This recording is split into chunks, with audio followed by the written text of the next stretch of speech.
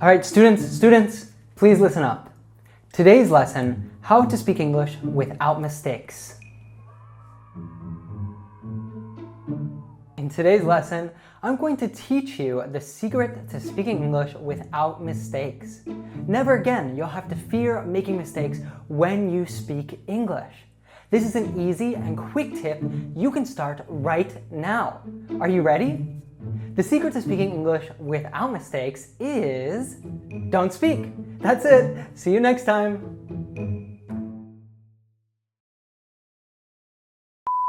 What's up, RealLifers? I'm Ethan, your Real Life English fluency coach, and today I'm here to tell you that there is no way to speak English without mistakes. Sorry, but wait, don't go yet. I'm going to help you to understand and overcome the fear that has been stopping you from speaking English right now, regardless of how long you have been studying. Anyways, here at Real Life English, we guide you to learn English as a means to be understood by anyone and understand anyone, to live it in the real world, and therefore connect to the world. Imagine yourself doing this right now. If you learn a language, but you can't speak it because you are too worried about speaking it perfectly, you won't be able to achieve those objectives. So I invite you to join our community because just like Allah, you'll be able to actually use the vocabulary you have worked so hard to learn and speak more clearly. Hit the subscribe button and the bell down below so that you don't miss a single lesson. So now, let me show you what I'm talking about. I have a question. How can we speak without making mistakes? How do I speak English without mistakes is the 7-word question that I get asked quite often and that has always intrigued me. And for most people who ask me this, they usually expect that I help them with some sort of ready-made formula, a quick hack, or even a big secret to overnight fluency. It seems that everyone wants a magic pill. Well, I'm here today to say that the answer to that question is very simple. You have to make lots and lots of mistakes. When it comes to the challenge of learning a new language, the idea of achieving perfection is unattainable. And honestly, I think that's a bad goal to have. None of us are going to be perfect, ever. So by doing that, you'll be spending your time and energy pursuing a goal that is nearly impossible to achieve. I have learned 6 foreign languages, and just the other day, I was reflecting on the years I spent learning all of those languages. Now, for each of them, I faced a different challenge. When I first started learning German, for example, I couldn't figure out its pronunciation. Then for Spanish, I got stuck on the grammar rules. With French, my accent was horrendous, but there was one thing in common about them. I always put myself out there and spoke. For Hebrew, I even did a 90-day challenge where I had to go from zero knowledge to be able to have a 15-minute conversation. אני לומד בערך כל יום. It was pretty rocky, but I did it. Why am I telling you all this? Because mistakes are part of the learning process. Now let me ask you a question. Why do you fear making mistakes? Think about it for a second. Do your mistakes really prevent you from being able to communicate?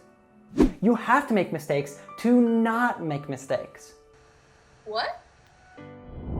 So we grow up usually seeing the final product of a person's accomplishment, not the path that someone took to get there.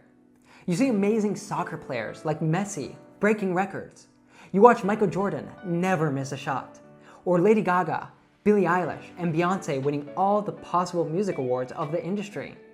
But what you don't see are the endless hours of training, the thousands of missed shots, and the bucket filled with dozens of crumpled pieces of paper. That's why we feel programmed to feel like we can achieve said perfection at the drop of a hat.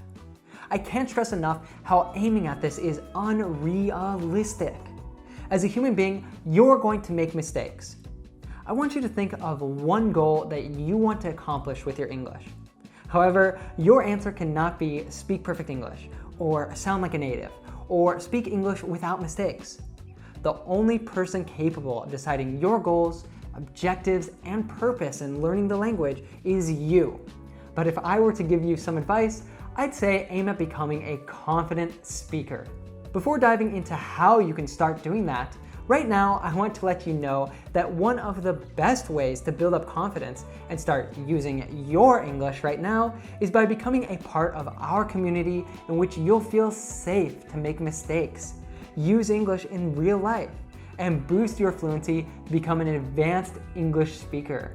Does that sound like something that you want to do?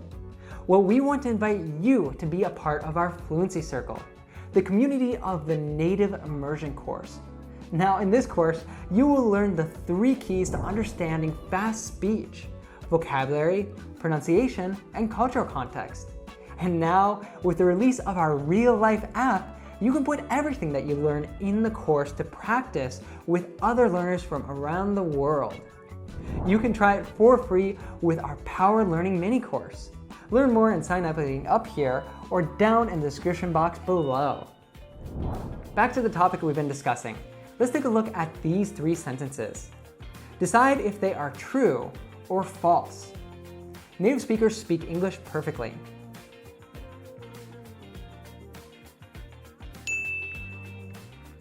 Fluency means speaking without mistakes or accent.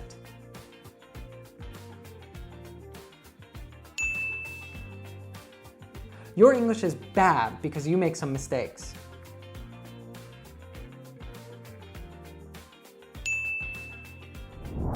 So the first misconception about learning a new language is that natives speak it perfectly. No one is perfect. Just the other day, I was scrolling my Instagram feed and I saw this post by Demi Lovato. Now, she clearly confused your with your because they have the exact same pronunciation. Now, natives make this mistake all the time.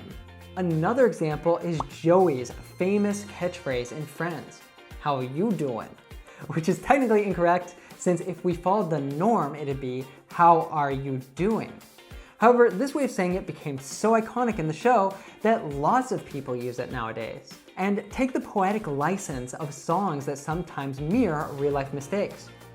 For example, Justin Timberlake saying, "When you cheated, my heart bleeded." But we know that the correct form is bled. Lady Gaga said, "You and me could write a bad romance," when we learn time after time that it should be "you and I." Or the classic Rolling Stones, "I can't get no satisfaction," when it should be "I can't get any satisfaction." Language is flexible and alive, and the grammar rules are bent all the time. Think about it. When you speak your native language, do you ever say things that are technically incorrect? And when you do you get stressed out about it? Does it make you never want to open your mouth again? If you want to learn more about this, then I would recommend that after you finish this lesson, you check out this one. So I've recently recorded a podcast with Rachel from Rachel's English, and she said something really interesting about mistakes. I mean, I would say it all boils down to your goals and your communication. And if you find that your goal is to be understood and you are, even with some of these mistakes, then I don't think it matters. I think it only matters if it matters to you. Stop apologizing. The thing is, people who speak English fluently, be it a native or just a proficient speaker, will notice your mistakes, but they won't care. As long as you can be understood, mistakes, which are usually small, will be irrelevant. Now, we've made a video entirely on this topic that I'll link down below for you to watch next. So as we've seen in this lesson, there's no perfect solution to completely avoid mistakes in English. So embrace them. Even if you fall on your face, step back and recognize your mistakes for what they are, your guide to English fluency.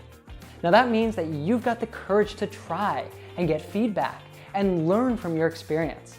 Trust me, this will fuel you to develop the skills that you need to communicate. When you're so focused on doing everything perfectly, you will always be afraid to try new things. It will stop you from progressing and growing because you'll be crippled by your fear of failure.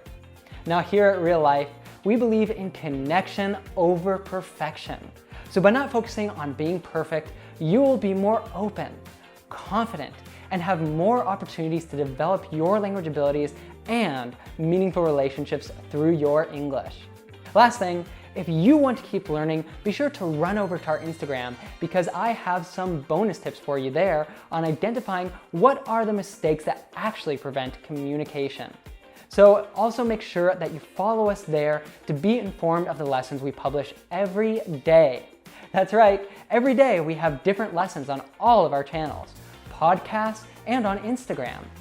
No excuses not to make English a part of your life today. Aw, yeah. If you're like me, then you've practiced so many times in your head what you want to say. You feel confident, and then just when you're actually having a nice conversation with someone and everything's going well, suddenly you're in the middle of a sentence and disaster strikes. You freeze up.